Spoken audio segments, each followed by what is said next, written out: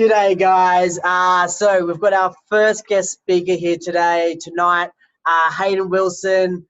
He's currently my mentor. I've been working with him for a while, and I've just brought him in today, guys, just so he can, something that he's been working with me a lot as well, and I think is going to be able to deliver heaps of value to every one of you guys, is being able to see your own value, guys. Okay, a lot of the times we have a mentor, we got an idol or someone that we put on a pedestal, and we just go, wow, they do some pretty incredible stuff. But sometimes we don't realize that we're actually a lot closer. We can do just as good a stuff as them sometimes as well. So today, that's just kind of what we're gonna touch on. And we've got Hayden here. Okay, so I guess Hayden, to start it off with and everything, I guess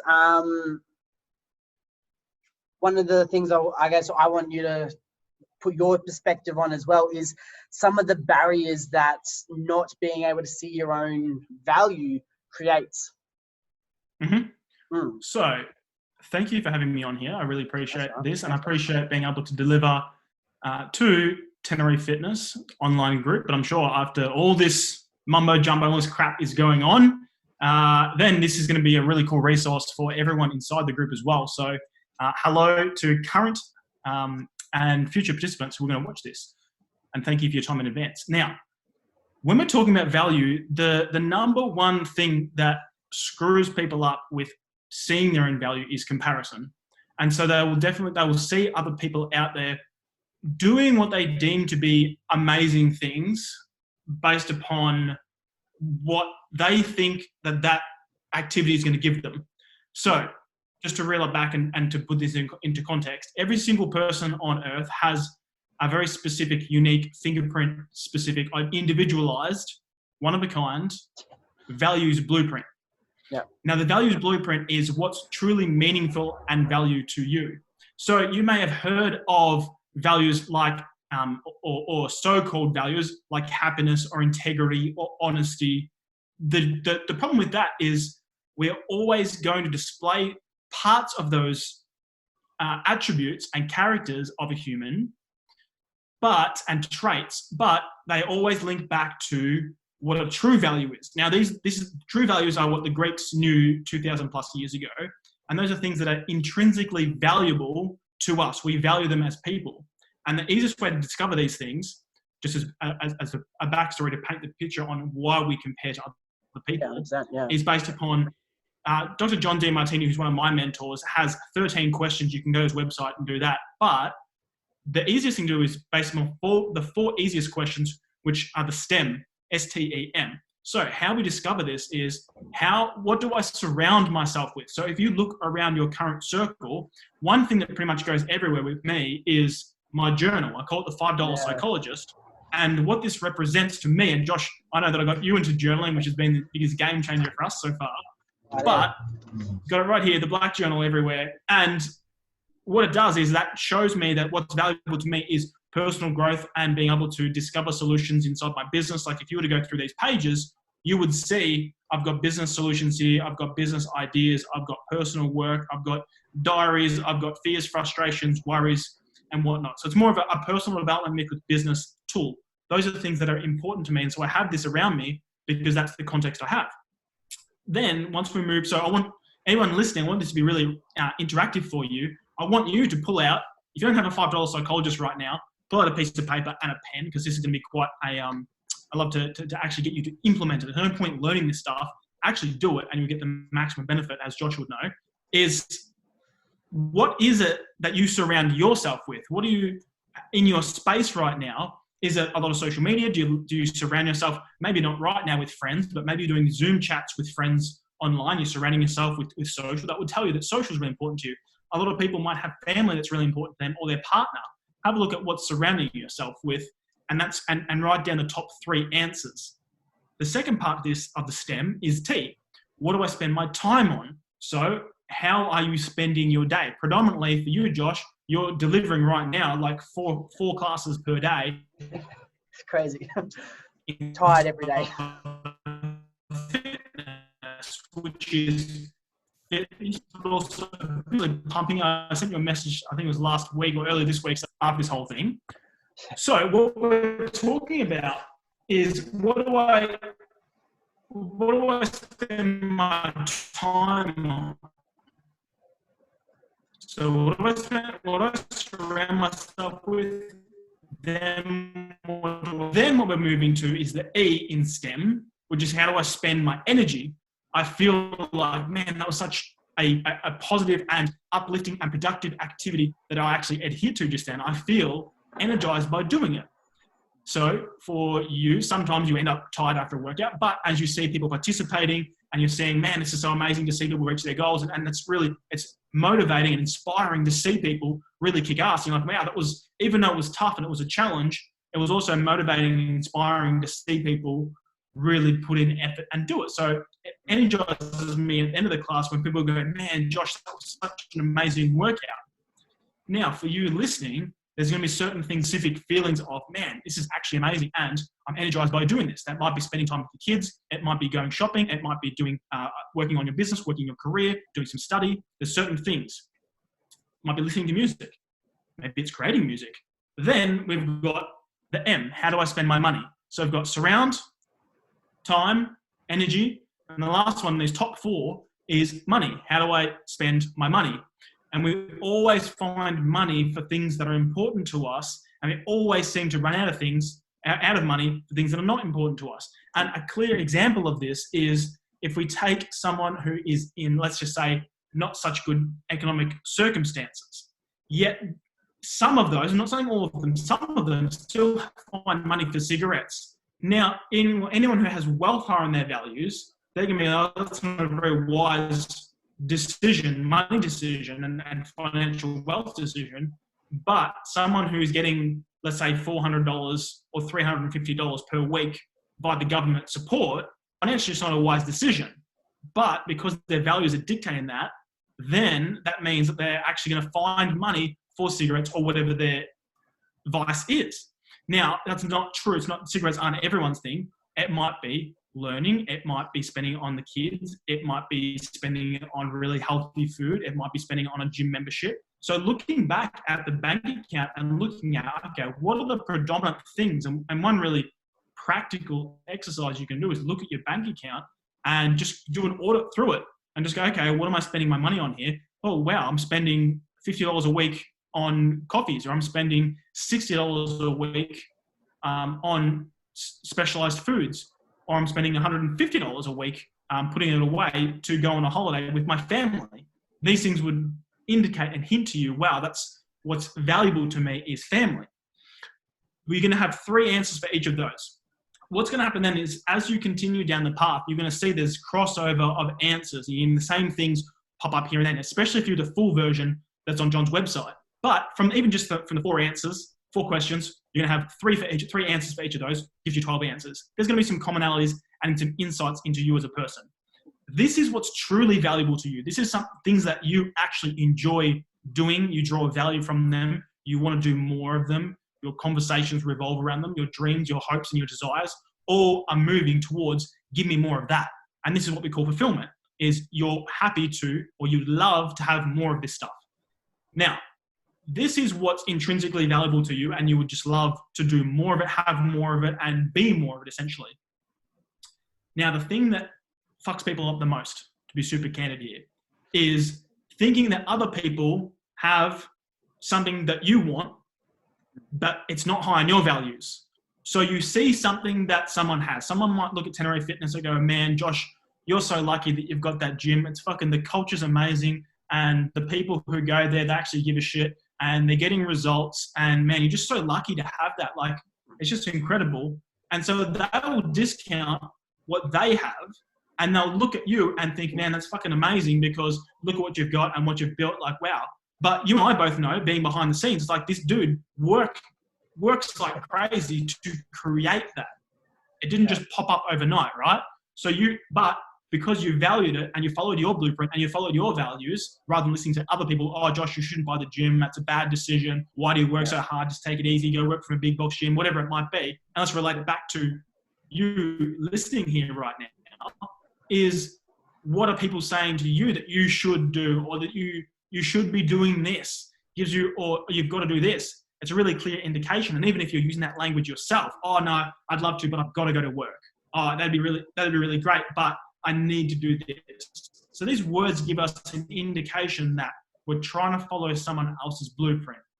Now, there's also the case of, yeah, Hayden, I get that, but I've got to put food on the table. I've got to feed my kids. Like, I do have to go to work to do those things. 100%. Sometimes there are stepping stones. Not everyone is in the position where everything they do is absolutely their passion, their purpose, and that's also their paycheck.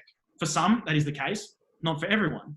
So it's really wise in these situations. This is probably maybe the longest answer ever in history, Josh, but in those situations is we need to look at what are we telling ourselves, or what is the facts? What are the facts of what are our values right now? As we speak, things that we spend our time, money, surround ourselves with, and energy on. Then how much in alignment with our lives are those things? How much of that stuff do we feel like we're actually contributing, or how much do we feel like, well, that's what I want to be doing?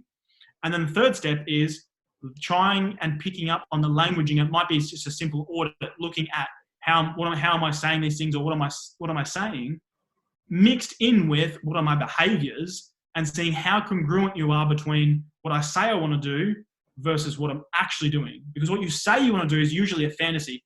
Oh, Josh, I'd love to have a gym like yours. Or I'd love to have a family like yours. Oh, your kids are just so well behaved, because you're only seeing one part. You're only seeing one side of the story.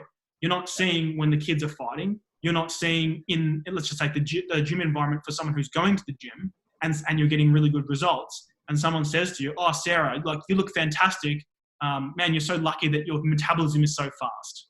Yet they don't know that Sarah's been coming to Tenerife Fitness 5 days a week for the last 4 months, early in the morning, coming for a second session every second or third day, because they think that they want what she wants whilst discounting what they've got. So to reel this back in there, we built that foundation, is we look at other people and think we want what they want or what they've got, because we think by getting that, we're going to be further ahead and we won't have to pay the price to get what they've got, because we only want the reward of what they've got. If we really knew what was involved, if people really knew that to get into shape, they would need to, in some cases, restrict their calories or eat to a certain calorie number, ceiling or floor. Yep. If they had to eat a certain amount of times per day, if they had to work out in a certain manner, X amount of times per week, if they had to do recovery protocols, if they had to make a decision between, when they're going out, between eating a pizza and eating, for simplicity, a salad, if they really knew what was involved, they would discover, well, I don't want to do that stuff. I just want the body. I just want the six pack, or I just want to have the lean legs. I just want to have that stuff. I don't want to do any of the work. If those conversations are coming up, it means to you there's something else that's more valuable to you. And that might be family, that might be your career, it might be a business, it might be yourself, it might be self-work. But it's wise to check in with yourself and look at what you're chasing, because you'll find that when you are chasing a fantasy or chasing results only, which everyone does to a degree, but the higher that degree and the less work that you want to put into something and the more the result that you demand, there's a point where it goes, oh man, like I'm really not making progress here. I'm constantly hitting brick walls. I'm looking for the quick fix. I'm trying to avoid things. I'm feeling really irritable and I'm blaming everyone else around me. I'm not taking responsibility for what's happening in my life. And all these emotional roadmap triggers. These triggers are showing us a roadmap to go, oh, actually, you know what, James, you're not on track right now. Nathan, all those bad moods and you're snapping at other people and the depression and the anxiety and all these negative things that people say aren't negative at all. They're just roadmaps to let you know, hey, you're not living to your values right now, and your values, which are intrinsic and deeply meaningful to you, aren't on track right now, and it's not working for you. So I'm going to send you some feedback to let you know, hey, this isn't the direction for you. Jump back in. We've all had that feeling. We have that intuition inside. It's like, you know what? There's something not right about this. Now, the degree of the something not rightness, if that's a word, is, which it is because I made it up, the degree to something of not rightness is going to depend on how extreme the external reminders are for us. Now, what do I mean by that? if we're not listening to start with, it's just a simple whisper, like, hey, just by the way, that's not really, I don't really agree with what's happening here. That's your inner person talking. I call it the inner man. If you're a woman, the inner woman's talking.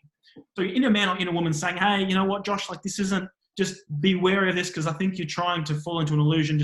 Just be careful here because I want you to look at both sides. Intuition, right? The next stage is, hey, check it out. Don't do this, man. And so your intuition starts to step it up. Then what happens is after we don't listen to these first two stages, external weird shit starts happening around us. And it starts getting this inner voice, which now has to be from the outside, ends up becoming louder. And the people around us end up telling us, showing us, or displaying to us, hey, you're off track right now. And if we're not listening, we go, oh, what do you know? You don't know about me. But if we listen carefully, we can understand, well, this is outside people telling us, hey, we're off track right now. Now, some people, you've got to have that judgment and go, okay, well, that might be jealousy, or it might be resentment, or it might be for a whole bunch of other reasons. But if we're in tune and we're listening, we go, okay, well, what are they actually saying here? Could that be true? And just use your judgment. Maybe it is, maybe it's not. If it's not, you move on. If it is, it's a nice reminder. Stage 4 is when weird shit starts happening. When you start to bump into strange people, or you get into a major fight, or you have a car accident, or anything external that happens is a feedback mechanism, a reminder from the universe, from God, whatever you want, whatever belief system that you currently have, telling us, hey, you're not on track right now. Everything that's happening to you, if you feel like you're off track right now and you're feeling like shit, the resistance is fucking hard and I'm not moving forward at all, well, it's actually a reminder that you're trying to head east when you should be going west. Does that make sense? And so that's hell yeah. why we can't see our own value, is because we are trying to follow someone else's values structure, which I imagine like an arrow. And so you're on the arrow and you're moving forward. Just say it's a better analogy is a train. You're on the train, which has a single track and it's going a specific direction. Yet if you're on the wrong train and you're not listening, and you're not listening to the announcements, hey, the next stop is Tenerife. The next stop is Brisbane City. If you're not listening to that crap, then guess what? You end up in Browns Plains when you should be in the complete opposite. You're trying to go to Cairns because we're not listening to these announcements, which could be friends, family, self. The best one's yourself. If you can listen to yourself, which we always know, we just don't trust ourselves enough to listen. These are reminders that we are living off track. Now, if you have the courage to listen to yourself and do it, then you're living on track. And the only difference, man, the single biggest difference is, do you have the courage to listen to yourself in those moments? Because I believe that we do know. It's just that we don't have the trust within ourselves because of previous circumstances where we have listened to other people as opposed to ourselves. And what happens is we start to believe others over ourselves. We forget that we know the answers. And so I believe that majority, if not all of life, is literally a reminder. And we're literally just remembering what's going on. So when we're young, something happens, shit happens, and we forget, we try and hide it. And then we spend the rest of our lives trying to unravel or remember the shit that we already knew. And therefore, when we don't see our own value, it means that we're on someone else's train heading in the wrong direction. So if you're in that track right now, you're listening to this and going, shit, I actually don't know if I'm on the right train right now. Do a quick check-in, do the exercise that I mentioned at the start. And then if you're not, awesome. Now you know where you stand. You can jump off at the next station and quickly jump on the right train and start to get your life back on track and start to rebuild it. And part of that is working out. Part of that is listening and living towards your own values. Part of that is eating healthy nutrition. Like there's a series of steps that help you rebuild your life if you're on the wrong train. If you're on the right train, you're doing the right things, keep it up. Does that make sense? So hopefully that is a good foundational piece for us here on Wednesday night for the Tenerife Fitness crew.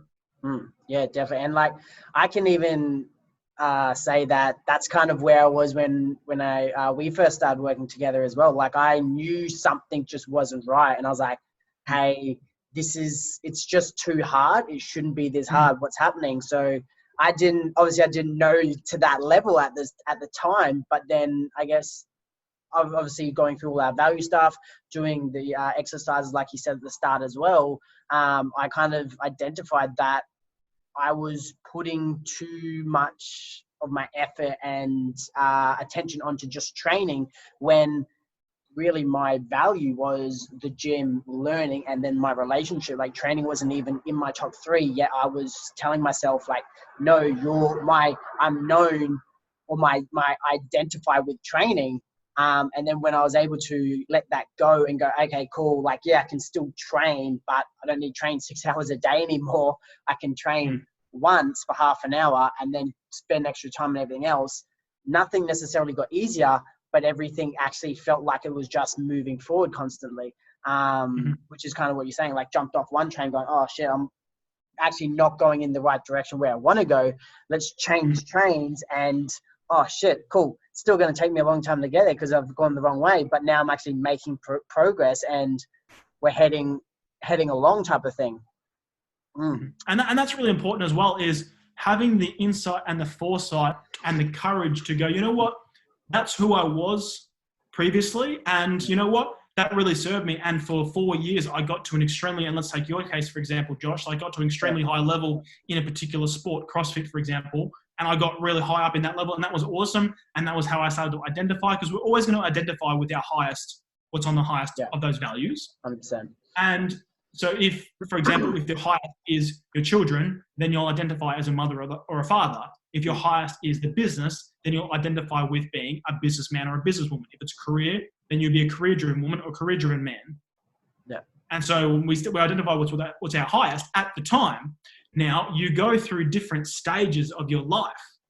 And so if some have a complete, the value structure is very rigid throughout their entire life, and that's what they're here for, and that's what they just love doing. Other people have career, like if anyone's listening right now, if you've had a career change, at some point, the first career is at some level what you wanted to do or what you perceive would give you a certain outcome. And that's why you did it. And that was valuable to you at the time because whatever it was doing was providing you with a goal that you had either consciously or unconsciously that you wanted to achieve. Then you may have had a career change, and with that came an identity change. You go, you know what? That was great. But at the point of resigning or the point of moving on, and in some cases, if you get fired, it's a really good, we're talking about external reminders before, that's an external reminder to go, hey, maybe I'm not living on track right now. Because you can be a victim, be like, oh man, I got fired, like fucking my boss is like this and complain about that. But maybe it's a feedback telling you, hey, by the way, this isn't for you. I just want you to reanalyze and just think about, are there other options out there for you? And that can be a really great reminder that there might be something bigger, greater, different that you might need to be pursuing right now. So there's a cutoff point. At that cutoff point, you go, you know what? CrossFit was awesome. And I was a high level athlete and that was great. But to be truly fulfilled as a man and a person, I don't need to be working out 6 hours per day. I can actually just work out half an hour. I'd rather invest those other 5.5 hours into my business, into my relationship, into my growth. And you start trialing that and you're like, fuck, man, like this is actually way more fulfilling. And I don't feel that same resistance. I don't feel like I don't want to be working out, or it doesn't feel like a drag, or it doesn't feel like you're constantly tired. Like you feel like, wow, like it's not easy, but at least that entire resistance element of, man, like this is just so draining. I feel just tired after it. And I don't feel like I'm progressing. I don't have goals around this anymore. That piece is gone, and you switch to identity and you move on. And certain people might have different elements, and they might have 4 or 5 or 6 or 10 different identity changes. Let's take a practical example of Jim Carrey, for example. Now, he started off as a impersonation comedian, and then he moved into television or movies, and then he was in the movie theaters and you know, made a huge killing. And now, after that, he's moved much more into like the philosopher, he's also an artist. He's a philosopher. I don't know what his highest value is, whether it is like philosopher or, you know, public personality. But he's let go and removed himself from being simply an actor, one-dimensional, as he might say, one-dimensional character where, yeah, he's Jim Carrey. He's the guy who plays, you know, Ace Ventura and the guy from Dumb and Dumber. He's moved beyond just being an actor, and his highest value is no longer acting. It's moved into his other interests. And so the first part of what screws up our values is comparing ourselves and thinking we're going to get more benefit from having someone else's values, even though we never will. We're wisest to cover off our own values. The second part to that is not knowing when to let go, trying to continue to be who we once were because at some point in time that served us. I would much rather get really realistic, get real with myself and just go, you know what? That was serving me. Thank you for that time in my life. That was a great experience. I learned a lot, but now I'm ready to move to my next expedition. Now I'm ready to move on to my next mission. Now you may have hit, let's just go with that train analogy. I've hit the end of the track and I'm getting off at the last station. Oh, great. There's another train waiting there for me. I'm going to hop on that one now. And not carrying the guilt or the resentment or the baggage that comes with that entire track. Like because along that journey, right, you're on the train, you've got baggage behind you and you're picking up bits and pieces and you've got 2 bags that you're trying to carry with you, but they can't fit out the door.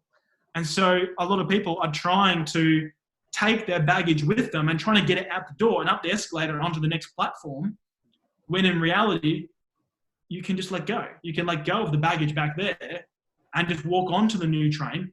You can still have the skill sets, the mindsets, and the experiences in your mind. Just don't continue to carry around this baggage from platform to platform and from life transition to life transition when you don't have to. You see this a lot with when you see a successful transition sometimes when children are old enough to go off to university or off to boarding school or whatever it might be, more university in Australia, and they move on, and then you've got the empty nesters and they go, okay, well, now what do we want to do? And they're 50, 55 years old, mums and dads, and they say, well, now it's time to do something for myself. Or we see it with younger people who at some point, from 17 to 24, they might have been party animals, university, and then from 24 till 33 or 30, they might be thinking, oh, well, now my identity has moved into, I want to set up and I want to find a career that's really fulfilling to me. And so they're searching and seeking for both a career and a partner that they can end up having a family with. Once they hit their 30s, then they really want to either jump into parenthood or they want to build a career that's really fulfilling to them, and so they want to really dig in deeper and deeper and deeper into what their career is. Start thinking about buying a house. 40 and 50 is about solidifying income and wealth generation. And so we go through these different life phases, and by that stage, if you might have had, I was speaking to someone earlier and they've had 5 or 6 different careers and they're 35. So they're searching around and seeking and trying different things. Great. For some people, they're going to have that same constant stream, same industry, my mum, she worked the same career, the same job at the same company I was going to say the same office, but she had 2 different offices for 27 years. 27, and that's actually not that uncommon for someone of her generation to have one career. And you see it a lot. People who are born, in the 50s and 60s, is they have one career that basically spans across. Yet you see girls and guys, like, as now it's the average is less than 3 years to stick at one company. And, millennials and Gen Z and whatnot cop a lot of flack for it. But the reality is there are such options now that we can pursue our values without letting go. And I think part of the resentment towards that, or part of the inner resentment, like, oh, they should stick to one job, is more around, well, fuck, I wish I'd had the courage to sort of change when I was a little bit younger. There's a really great book by Bronnie Wary. She was she was a nurse in palliative care, so like the last stage before they die. She was part of like assisted dying, and she's there and she prepares people, and she would perform interviews on these people who were really old and potentially about to die and did die. And she would ask them questions, and she found out what their regrets were. And it's called the top 5 regrets of the dying, if anyone wants to look it up. And she found there was commonalities amongst them. She wrote a whole book on it, but you can just find the 5 principles. And, there were things like, I wish I didn't work, for men in particular, I wish I didn't work so hard. So I wish I would have had the courage to be myself more often. I wish I would have spent more time with my family. And that's across men and women. Just the first one about career was just men. But, these are simple reminders, checking in with yourself early on to realize, well, am I on track for that or am I off track with that? Because I don't want to get to 83 and have regrets. Now, I can't tell you specifically where that came from. I was speaking to my girlfriend walking our dog earlier, and my dad died when he was 45 years old, and I was 8. Now, at 8 years old, you don't have a major concept of death at that age, consciously.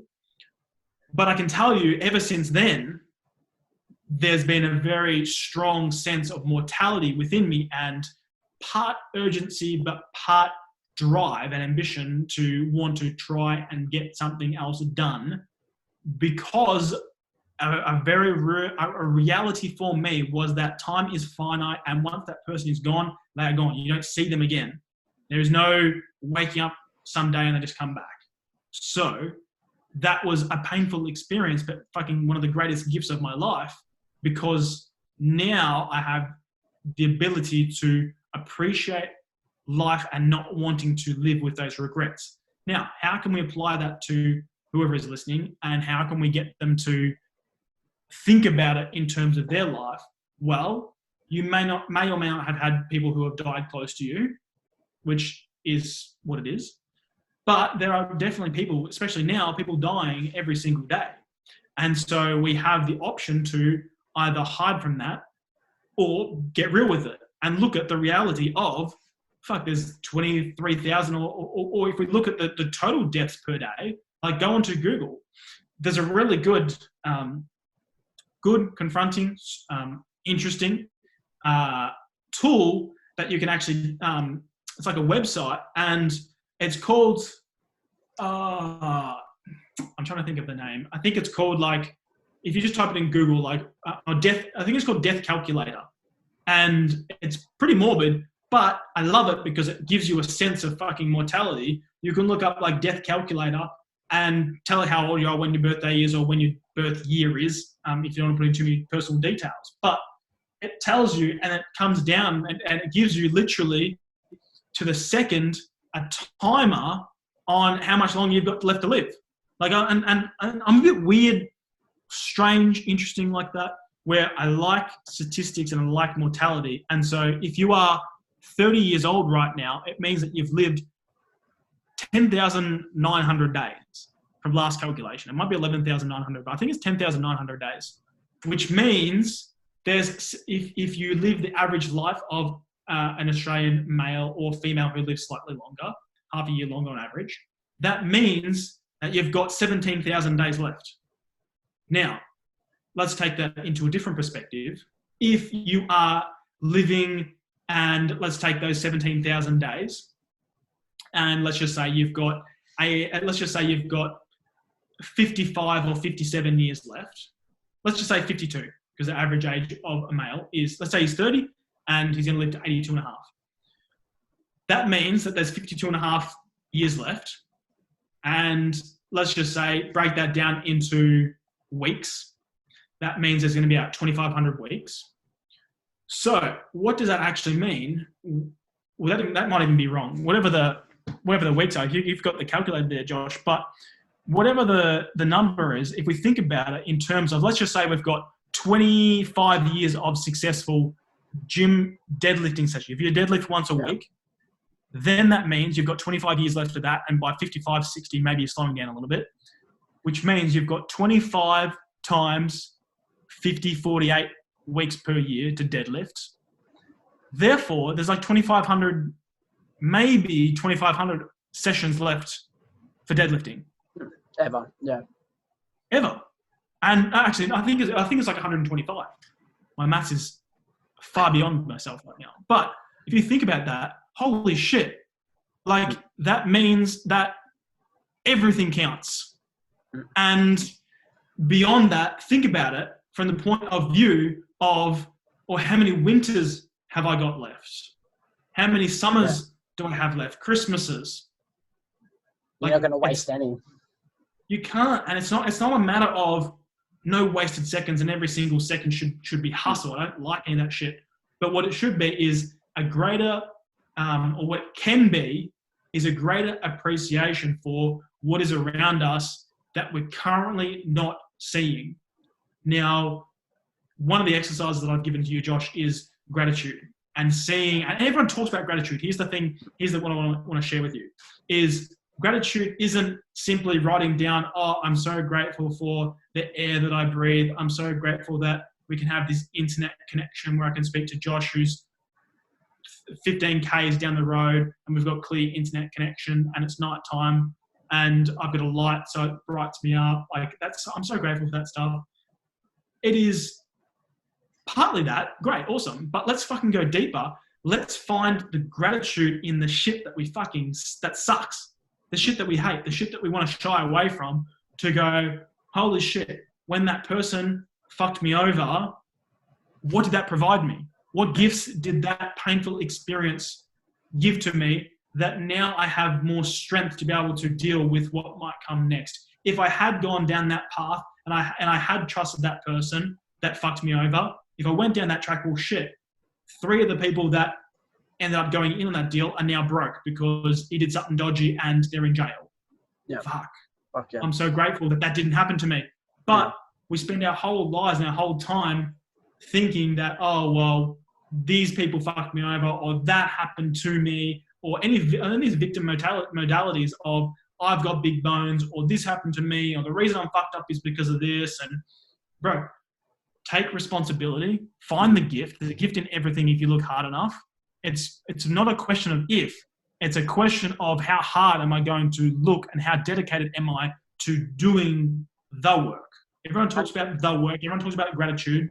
Fuck yeah. Easy to talk about, fucking hard to do, man. Like, it's not easy to get up at the times that you and I get up and spend time on working on ourselves. Definitely, like 100%. Like, at the moment, with obviously waking up at 5 every morning, still don't have to. Could easily sleep in. And like we're talking about, like, with the journals and everything. Like, every morning, one of my journaling questions is, what am I grateful for today? And every morning since the gym's closed down, my first one I've written down is coronavirus. Like, yeah, it's a bad situation as a surface. Obviously, the gyms had to close down, but I'm grateful because it's allowed me to branch out. I'm doing this interview, which I would have never done if the gym was still open. The online program would have never started because I just wouldn't have had the time to actually dive into it. Like, so many opportunities are coming from a negative or a bad, I guess, thing, which obviously is happening. It's a crisis. It's negative around the world, but there are those opportunities in there for us to develop, get better, build, and come out on the other side 10 times stronger. 100%. Yeah. So really, it is about finding the hidden gifts within our everyday life and within our pain that we're not paying attention to. There's a really good book called The Alchemist. It's written by Paulo Coelho. And it talks about, if every day looks the same, then you're not paying attention to the little gifts that life is sharing with us. And I'm paraphrasing there, but basically what it's saying is, if you're feeling like Groundhog Day, if you're feeling like nothing is different, if you're feeling like, man, everything just feels the fucking same, then what I would invite you to do is start to do some reflection, start to ask some questions, such as, and I love a good question, as you know, Josh, but asking yourself questions like, look at the smile, true, right? Love a good question. Yeah. And so what we're thinking about here is, what is this trying to teach me? Let's make it contextual. What is coronavirus trying to teach me right now? What opportunities have come about because of it? Who have I reconnected with? What have I let go of? What am I going to do next? 5 questions that I've just reeled off right then. They will give you enough fuel to find a gift. That's a minimum of 5 gifts right there if you go into it and do the work. You do that 5 times this week. So ask the same 5 questions 5 times. I guarantee you that's 25 different benefits. Your life will be dramatically different by the end of the week. That's one portion of what we're doing here. 5 questions. Anyone could do that. All it takes is getting yourself a $5 psychologist and actually just doing the work. The hard part is doing the work, which everyone talks about, but no one wants to do. Yeah. And I guess the other point, like that you were saying before, is that courage as well. Like you're saying, like having the courage to, we're diving a little bit further back now, having the courage to know when you're done with a certain type of value. Like, for example, when I was high-level CrossFit athlete, that served me for that part of my life. And then you have to have the courage to say, okay, cool, I'm done with that now. And then to another point of going, cool, having the courage of going, you know what, I'm going to go all in on this. And really dive in, whether that's with the questions, with the STEM, or with those 5 questions you were just saying then, and having the courage to go, you know what, I'm actually going to be honest with myself, because it sounds easy. From doing it myself, like the first couple of, it's just natural for me now. I do it constantly, so it's not an issue. But when I first did it, like it's pretty confronting when you have to sit down and go, okay, am I actually doing, do I believe that I'm doing everything I can? And the first couple of times you're like, yeah, I'm doing everything I can, or whatever it is, or these are my values and whatever it is. And then as you start to get deeper, you're like, oh, actually this, I probably shouldn't have been doing this. And it slowly starts creeping in. But just having that courage to be, I guess, open with yourself and honest with yourself then that next level as well is like super important, with all the values and everything tied in.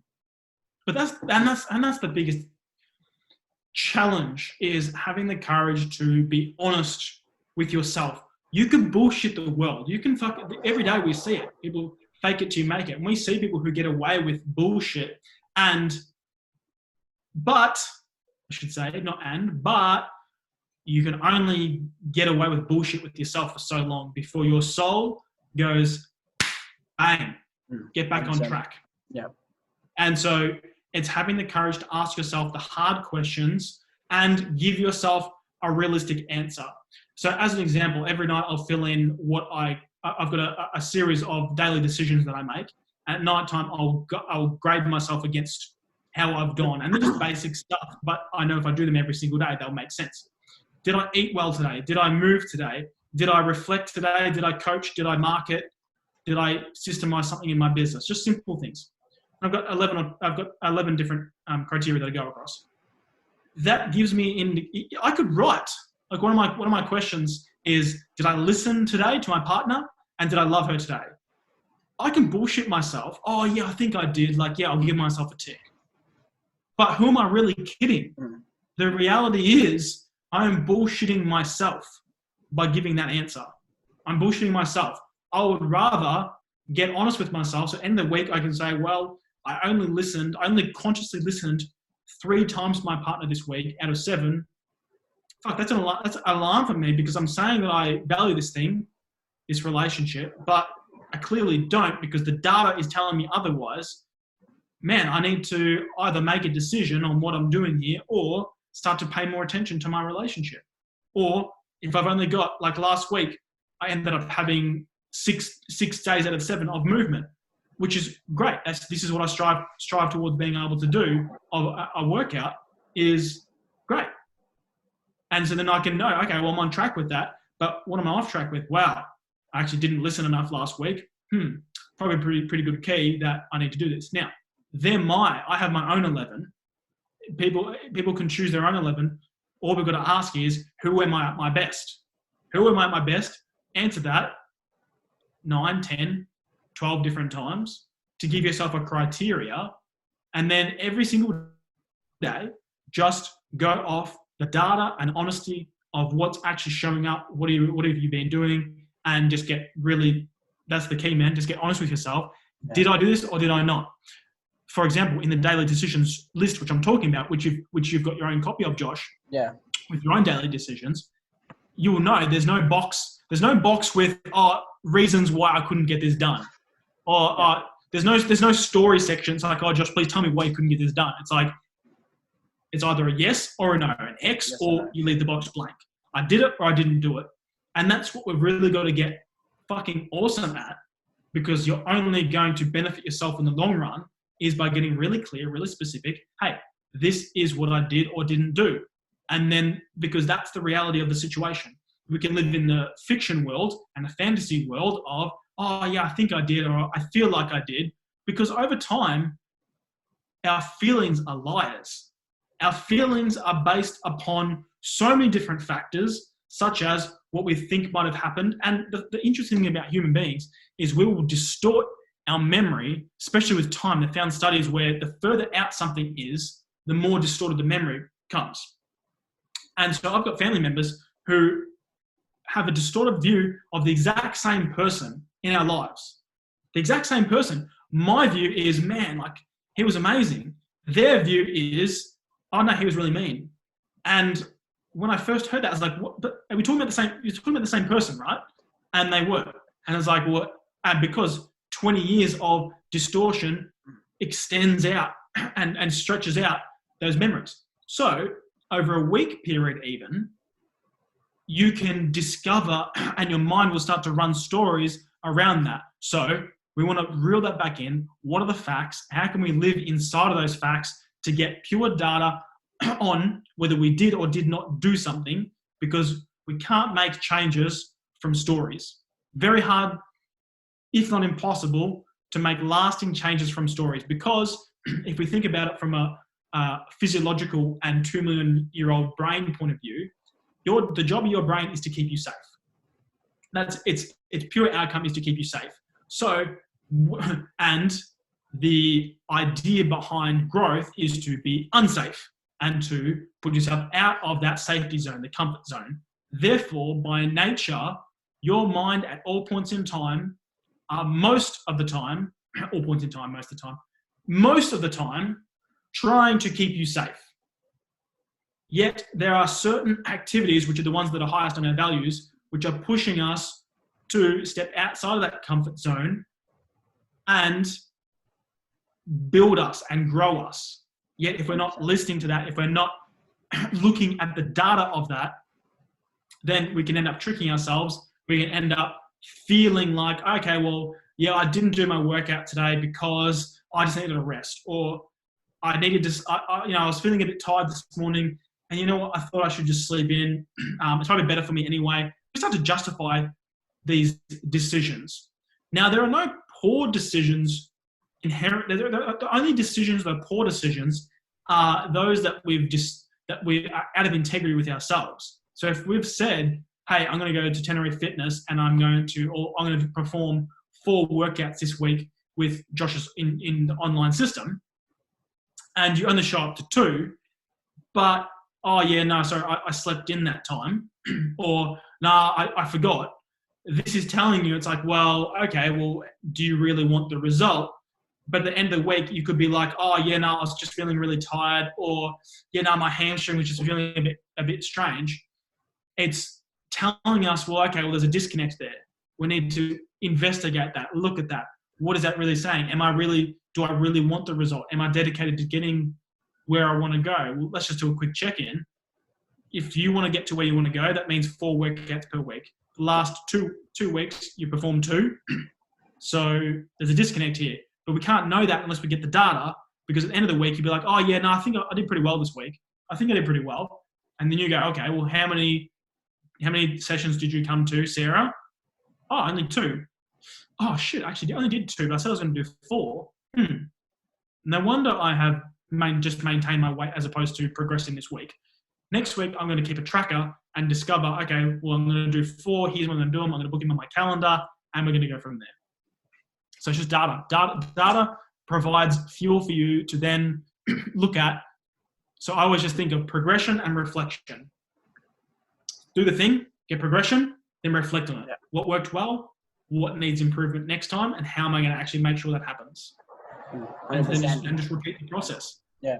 I even find with our daily trackers, like there'll be times where I review at the end of the week and I go, oh, wow, I had a couple of really good days. It was almost perfect. And then I'm like sitting there going, let me sit back and review these days. Like, are they actually perfect? Because I'm like, oh, I might have said I'd listen, might have said I loved. And I'm like, can I really count that? And because I'm like, yeah. Because I want to know to myself, I'm like, hey, I've committed to myself to say, hey, if I do these things every day, I know that I'm going to get the results. So I can't, I guess, I know that I can't lie to myself to say, oh yeah, I've done everything, because then in a month's time when I haven't got the result, I can only look back at myself and go, dude, you're lying to yourself every day. Like, what are you doing? So yeah. And that's the thing, man. Like to an extent, we all are lying to ourselves because we're most objective in our highest value. We're most objective in our highest value. The further down it goes, the more susceptible we are to excuses and outside reasons and stories coming in. So there's always going to be an account of that. But the thing is, the more honest you are with yourself, the better the result. And over time, that honesty gets deeper and deeper because you have a deeper level of understanding and awareness around yourself. I've definitely experienced that in my own life, in what I thought was doing the work, and what I thought was learning and growing and developing was more reading. And when I say that, even a step before that, it was confirming. And what I mean by that is I would read books that align with my current worldview and nod my head as I was reading through it. Oh, yeah, that makes sense. Oh, that's really interesting. Great. But was I really learning, and was I really developing? Yeah. No, I wasn't learning because I was just rehashing the same thing, feeling good about myself. Oh, yeah, I just finished this book. Oh, man, I've read 4 books this week. I'm so amazing. It's like, well, what have you actually done with that information? Yeah. That's part 1. Part 2 is, are you actually learning? Now, learning is receiving new inputs that potentially challenge an existing belief system so you can see further and more differing points of view. So you can expand your awareness and go, okay, well, I'm learning because at one point in time, I knew 3 exercises for chest, and now I know 15. So then you're learning. You're not just doing the same thing and going, oh, yeah, bench press, incline push-ups, and cable flies.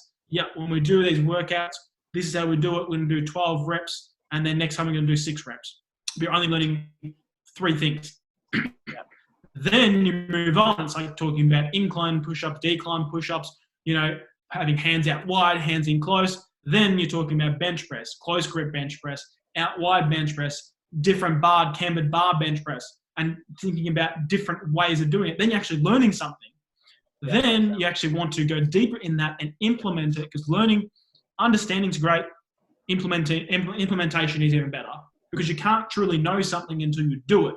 And one of my coaches, he talks about this analogy around what is one thing with swimming that can't be taught. What is one thing about riding a bike that can't be taught? You need to experience it. In swimming, it's your buoyancy, so floating. You can't tell someone, hey, here's how you float. You have to learn what should happen with your lungs, how you should put your limbs to learn, okay, I have to float. But once you learn how to float, you don't ever forget. Same with riding a bike. Maybe you've got training wheels to start with, most people do, and then you start to learn and you start to, but I could get on a bike right now. I haven't ridden a bike in 6 months. And I guarantee you I'd be, after half a second, I'll just pedal off and just know how to ride a bike, because I'll never forget that. And I could ride a bike when I'm 90. As you see some people who are like 80 who still ride bikes. Now it's a skill you never forget. Yeah. So it's more of knowing when you're trying to learn for the sake of learning, then actually understanding it, then actually implementing so you get it, which is a part of the work. And look, when I first started, I was just confirming. Then I moved to, okay, well, what do I actually want to learn here? What am I getting out of this? How can I start to think about applying this? And then I would apply it. But there's been differing stages, and what I thought was the work 12 months ago even, like that was even completely different to the kind of work I do now. And my goal is to, in 12 months time from now, or tomorrow even, like I'm thinking in terms of like, I'm going to fucking grow daily, and the person listening to you is taking on that same mindset, is I want to grow. I want today and yes, I want tomorrow. When tomorrow comes, I want to feel like today, you know what? I wasn't even, like that wasn't doing the work. 3 months ago, I wasn't doing the work. 12 months ago, I thought I was working out hard and I thought I was working out smart, but fuck, that was child's play. And having that view of continual expansion is the thing that's going to serve you to grow at rates that people just don't grow at, because they're not willing to, going back to progression and reflection, look back at their choices, change what they're doing. All they're simply doing is trying to reconfirm what they kind of already know, because it feels good in the moment, as opposed to the uncomfort of growth and expansion, because that's hard as shit, man. Yeah. It's hard as fuck. And like what you said as well, like I think it was even last week or something, that's when it really clicked for me, is the terms of I've been learning or saying, cool, I want to learn something new every day.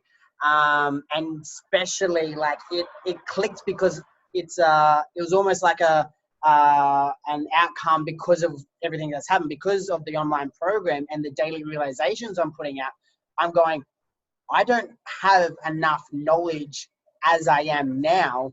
I need to continue doing my reading, but just reading isn't good enough. Like I need to read till I get the lesson out of it. And then once I get the lesson, then I can use it to implement and teach it to everyone else. So like even I think it was last week, I've gone back and started reading books that I've literally just finished. I finished it and then I was like, okay, what's the book about? What lesson did I pull from it? And I'm like, I don't know. Like I feel good finishing because I can tell people, oh yeah, sweet, I finished the book. I've been reading 2 hours a day, but it's in one ear, out the other. I'm doing cleaning. I'm not necessarily paying attention. And even just being able to pull the lesson, going, cool, that's the lesson. That's the nugget. That's the golden gem I get from reading the book this time. Because I assume when I read back again, I'll go, cool, I already know that. What else can I sift through to find, oh, sweet, I glanced over that last time. And then I can use that to then obviously teach and implement through the online program, through our daily realizations, and just let them know, guys, hey, remember this. And most of the time it's nothing new. It's just a different way of thinking or a different way to phrase something, and just reminders, 100%. Yeah, definitely. Yeah, exactly. So get on the learning, on the implementation crew, guys. Yeah, 100%. Thanks so much though, buddy. It's been an absolute awesome time having you on here. Heaps of knowledge, heaps of knowledge. Fire hose people too much. Hope you can implement it. And yeah, definitely. The number one key takeaway around not recognizing your values would be, look at what your life is demonstrating. Look at what the world is trying to tell you. Listen to what your inner voice is trying to say to you. And the single best way, get yourself a $5 psychologist, the best investment that you could ever make. 100%. And just, man, I was recording a video about this. Like, so many people have negative connotations. They might have tried. You can call it journaling if you like. I call it morning pages. I call it the $5 psychologist. I call it brain dumping. I call it journaling. The name's not important. The important thing is just doing it. And, you know, I've got ideas in here. This one page says how your identity shapes your actions. I'm going to do an email based around that stuff there. Then I've got different stuff around, what this is an interesting one for the guys listening is what kind of behaviors would I exhibit if I were an athlete?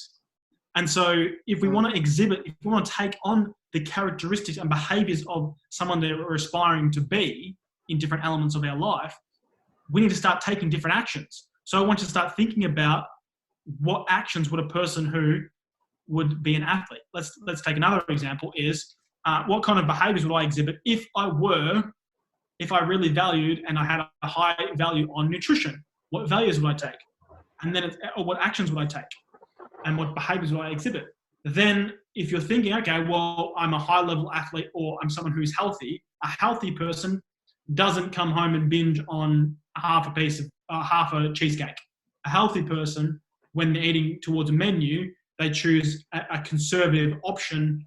They don't binge. There's a whole bunch of other underlying things that could be a part of that, and just simply providing a piece of fuel to allow someone to ask a better quality of question. Once you do that work on yourself, it's going to open up a whole slew of possibilities for you to start seeing your own value.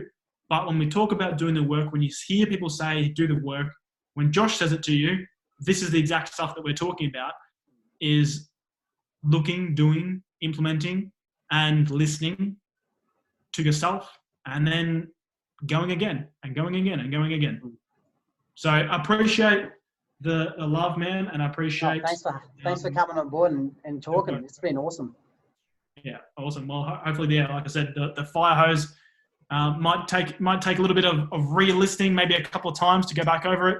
Like you were saying, Josh, sometimes you'll read a book twice or 3 times, or however long it takes to get the lesson. There's heaps of gold in here from me and Josh that we just shared. So go back, re-listen to it, and I'm sure you'll get a ton of value from it. So Thanks thank you for a lot, having buddy. me on. Anytime. All right, brother. Appreciate you. Buddy.